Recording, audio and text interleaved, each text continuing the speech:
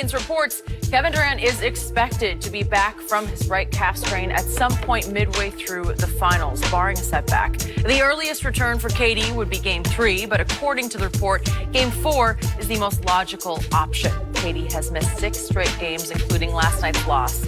The Warriors have gone 5-1 in his absence.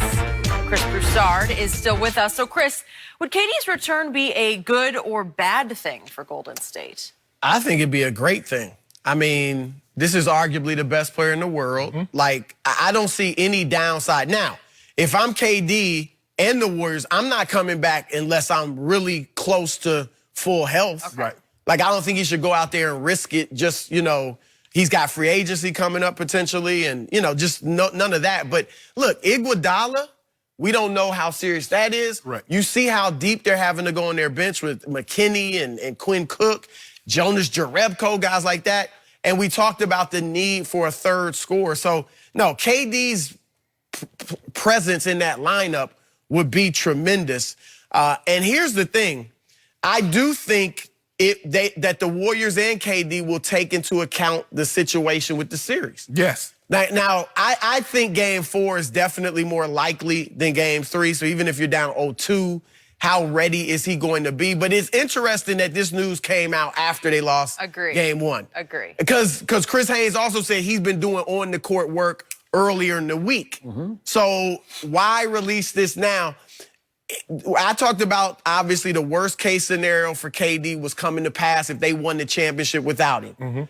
But on the flip side, best case scenario. What a great look for KD. If they're down 2-1 and looking like they're hanging on for dear life, and he comes back, saves the day. If he saves the day, he might be Finals MVP. Ain't no might, he will be. Okay, if he's KD and they win it, he's Finals MVP.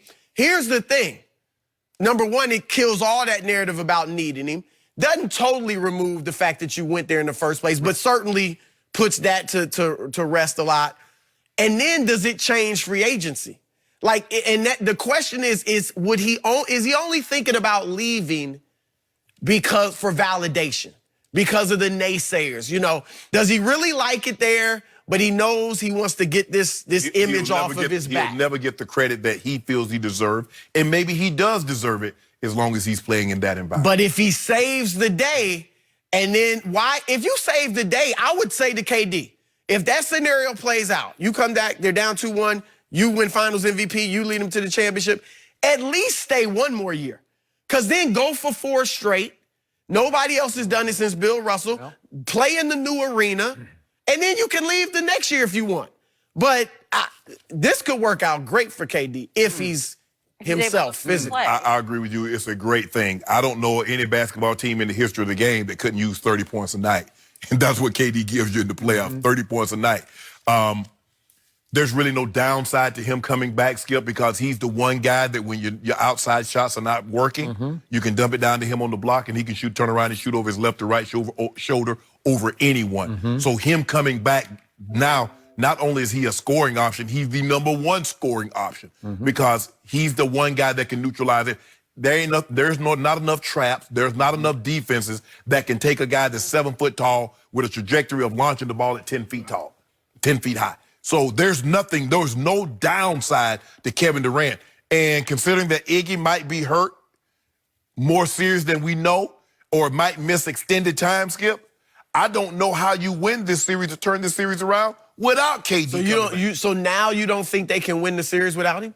Because Iggy gone. Well, Iggy's staying. Iggy's saying he's going to be I know, fine. Iggy said he was fine for this game, too, and pulled up lame, even after 9 days off. Remember, he missed the last game to play. After he clawed the claw all night? Well, he played. Iggy did play good defense. So we going to guard the trapping, to get the ball out of Kawhi's hand. No, but Iggy did a great job. I mean, very few players one-on-one can stop any great player. That's my point. But Iggy did an exceptional job. Well, I got to get me a new TV. I just got a new TV last year. Paid $3 grand for that 4K LED. $3 grand? Yeah. You got ripped off, man. New TVs come out every year, 4K high def. Yeah. I just got a new TV. I could have gotten you a much better deal. I could have. Well, get me a deal that showed that they was trapping, and because I want to get my old TV to want Chris. that one? My TV was saying that Iggy was the They primary tried, but Iggy was the primary. Was he? So you see what Claude did on Draymond and on Iggy too? You see what they shot? No, he was. Well, if Claw is as great as you say he is, what would it matter if KD came back? Because he just get clawed like everybody else I think does. the last time they went against each other, I think, he had 51. Yeah. Well, he dropped on the clock. He dropped 37. Yes, and who won the game? Like Skip always tell me, who won the game, Chris? Yeah. That's what he do to me. Every time I say, LeBron dropped this. You know who won the game? Right. Siakam. No, won the don't game. do that. He did. The Siakam Raptors. scored 7 in overtime while Claw had 0 So in hold overtime. on. It's the Toronto Siakams. It's the But do Toronto you- Siakams. So is this a situation if Kawhi doesn't win Finals MVP and they win it, you're not giving him credit? Say that again? If Toronto wins, I'm okay if Toronto wins as long as Siakam's the MVP. Right? Oh, ring Now, is a I'm going to ring. answer Jenny's question. Yes. We're losing focus here. No, we're not. A lot going on. I'm going to quote my friend Sharpadamus across the table, who always says 2 things can be true, which I don't really get, but whatever. Yeah, but I'm going to throw this back at you. Okay. 2 things. Number 1, Kevin Durant is the best player on the planet. But number 2, I believe Golden State would have a better chance of winning this series without him. Really? It's just wrong place, wrong time, wrong fit. I don't love it. And again, we're all being prisoners of last night's moment right now. And you made the point, the story, isn't it interesting that Chris Haynes' story comes out after the loss, when obviously the locker room's a little bit like, maybe we need him. Yeah. Maybe we do. I think you're going to see hearts of champions in Game 2. I believe Golden State will win Game 2, and then it'll all go back to normal. I do believe they've been playing better basketball. They're not better on paper, but they've been playing better without him. And I thought Draymond's quotes were interesting to ESPN the day before, to Rachel Nichols. And she asked, how does it change with Kevin in your lineup and as far as it affects Draymond? He said, it completely changes everything. I have to be more of a scoring threat when Kevin's not out there. I have to really try to push the pace, blah, blah, blah. Well, they play completely differently without him. And they have to. until last night. Okay, but they were wrong place, wrong time. Okay, last I'm night. with They you weren't there. ready for that. They All scored right. 21 points in the first quarter because they are a little rusty, Right. and they are up against the best defensive team in the playoffs. And if Anunoby comes back, boy, this is going to get a little dicey because he's another long defender in Game 2. But my point is, to your point about Iggy, he's the asterisk here. Yeah, if no he doubt. can't go, then all bets are off. But if he can, and he can play at the level he played at last night, and I don't know, he's the kind of guy who'd just say, I'm going to go, and then maybe he can't. Right. If he can't actually push and go, well, then we got a whole different discussion. Right. But let's just do the hypothetical. Down 0-2, and Kevin says, I got to do this. I got to come back for Game 3. Maybe it's a little premature. Maybe he can't really. Does he re-injure? That's Does he risky. aggravate? Risky. Okay, it's I don't pretty think you should do risky. that. But all of a sudden, on the fly, after you've been on this magical roll through the end of Houston and Portland, you're going to change the way back that you play to put him as the sun of your offense again, like where you got to circle around. I'm with you. If things are going well, and I do expect them to win Game 2, and I expect them to win Game 3. So if you're Okay, up well, if 2, that happens, right? man, If you're up 2-1, Then he's not I coming back think to probably things Game should 5. change. And then look, they know what it's like to lose a 3-1 lead. So I don't think they're going to rest and say we don't need him. But I think for in KD's mind, should he come back if they're up 2-1? I don't know. I mean, this thing is. I'm going to ask this question one more time because Chris Haynes wrote today that Durant has this is from teammates, described Durant as being sick to his stomach for being a spectator for much of an important contest on the road in hostile Scotiabank Arena. Okay, but this is getting me. It bothers my psyche that he won't walk down there in civvies and just sit with his team and participate and cheerlead and clap and maybe lean into the sideline huddle and make a strategic suggestion. He's a smart guy. Skip, but my thing is they make it like this is unique to KD. You don't think Kyrie was sick to his stomach or Kevin Love was sick to their stomach? Well, that they couldn't play in the NBA Finals? Okay. Skip, I got hurt in the Super Bowl in the first quarter. I know. I'm like, I don't know if I'm ever get back here. You couldn't go. And they won without. Yes. Him. So I I don't know how. They did.